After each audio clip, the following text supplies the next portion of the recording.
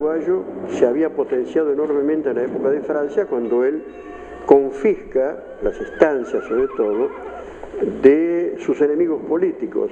que eran las 100 familias que constituían algo así como la aristocracia asunceña. Llegó a transformar el Estado paraguayo en el mayor propietario de tierras, las repartió a los campesinos guaraníes y además creó una institución muy singular, las llamadas estancias de la patria, que fueron 76 grandes estancias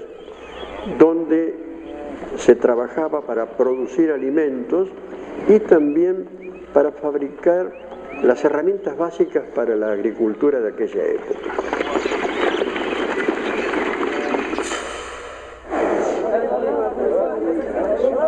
Uma sociedade extremamente singular, né, dominada em boa parte pela economia pequeno-mercantil,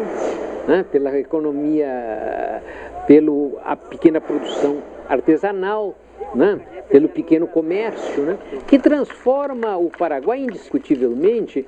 numa grande sociedade camponesa, centrada fortemente na pequena propriedade de fato, né, ou de exercício arrendada, né, algo absolutamente singular em relação ao Brasil e fortemente singular em relação à Argentina, né, com a destruição que se vivia crescente, uma das razões dessa guerra, dessa economia do interior, né, das provinciais